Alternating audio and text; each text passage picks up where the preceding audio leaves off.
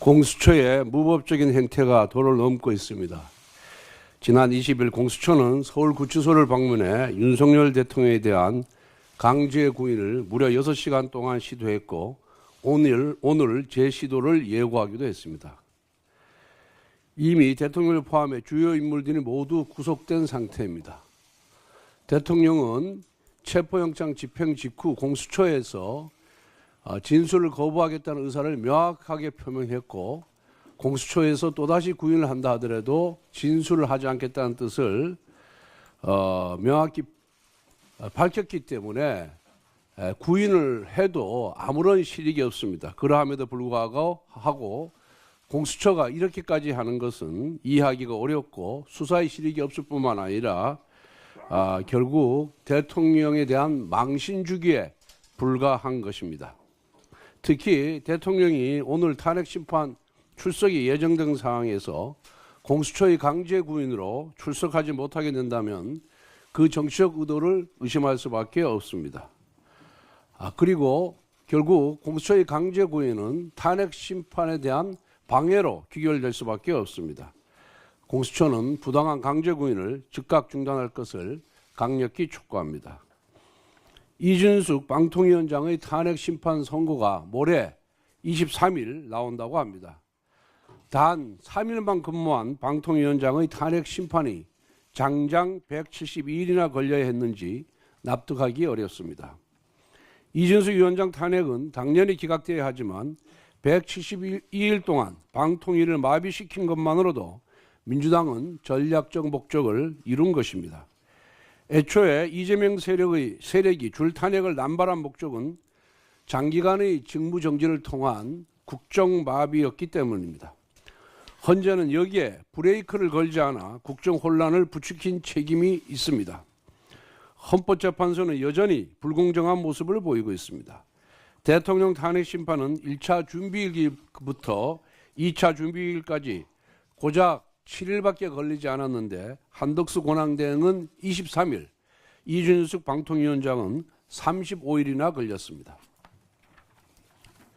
대통령 탄핵은 두 번의 준비 기일을 모두 마치고 오늘 벌써 세 번째 변론 기일입니다.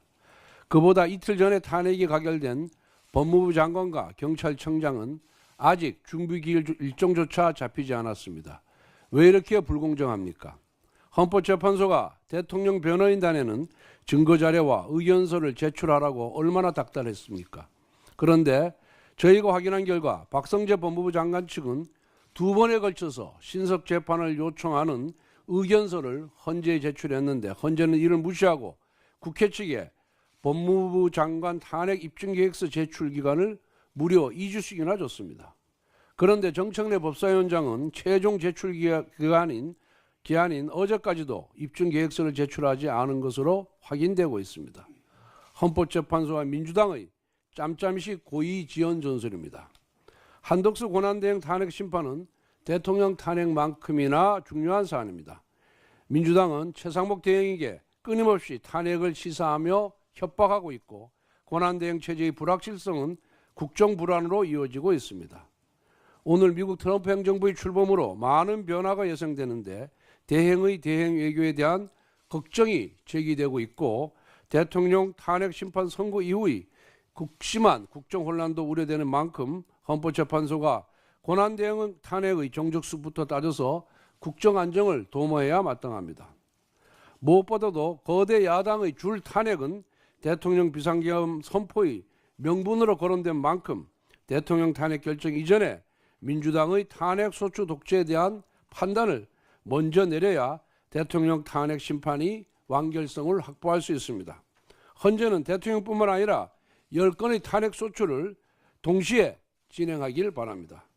마지막으로 문영배 헌법재판소장 권한대행에 대한 의구심이 끊임없이 제기되고 있습니다. 문영배 대행이 이재명 대표와 과거 연수원 시절 동기로서 노동법학회를 함께하며 호용호제하는 매우 가까운 사이라는 것은 법조계의 파다한 이야기입니다. 과거 대통령께서 이종석 재판관을 헌법재판소장으로 지명하려고 민주당과 협의를 해보라고 해서 협의한 결과 민주당은 대통령의 친구란 이유로 반대했습니다. 그런데 문영배 대행이 민주당의 차기 대선 주자이자 대통령에 대한 실질적 탄핵 소추인인 이재명 대표의 절친이라면 헌재 소장 대행으로서 탄핵 심판을 다룰 자격이 과연 있겠습니까? 또 문영배 대행은 사석에서 이재명 대표의 공직선거법 위반 판결에 대해 유죄 판결이 나오는 게 이상했다고 언급했다는 이야기도 있습니다. 이러한 이야기를 할 정도로 이재명 대표에 대한 애정과 관심이 큽니까? 지금 헌재에 계류된 10건의 탄핵은 본질적으로 이재명을 위한 이재명에 의한 연쇄 탄핵입니다. 문영배 대행에 대한 의구심이 해소되지 않으면 탄핵 심판의 공정성이 확보될 수 없습니다. 오늘 이야기한 문제들을 헌재가 명확히 답변하지 않고 외면한다면 헌재에 대한 신뢰가 무너질 수 있다는 것을 분명히 말씀드립니다. 민주당이 오는 2월 6일 국회 과방위에서 방송사와 포털, 방송이와 방심에 대한 청문회를 개최하겠다고 밝혔습니다. 보도에 의하면 KBS YTN 사장과 TV조선 회장 등을 증인으로 채택할 예정이라고 합니다. 그런데 왜 JTBC와 MBC는 부르겠다는 말은 하지 않는 것입니까?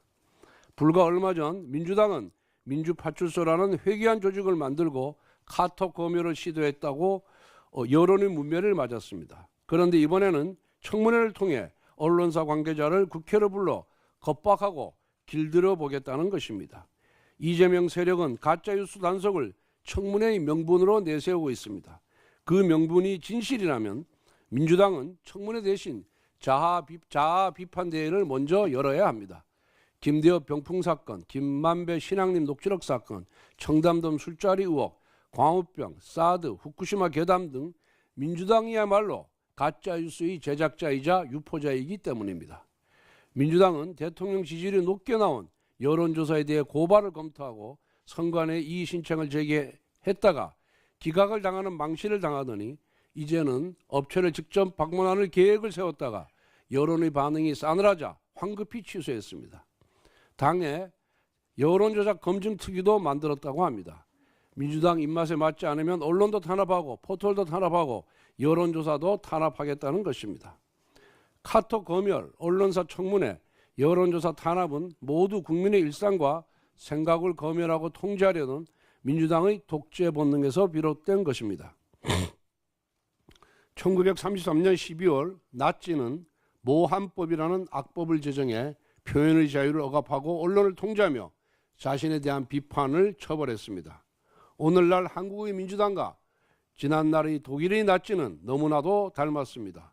이재명 대표는 히틀러 총통처럼 입법, 사법, 행정을 장악하려고 하고 민주당은 나치처럼 언론을 탄압하며 대한민국의 공권력을 나치의 게슈타포처럼 정치적 숙청의 도구로 전락시켰습니다.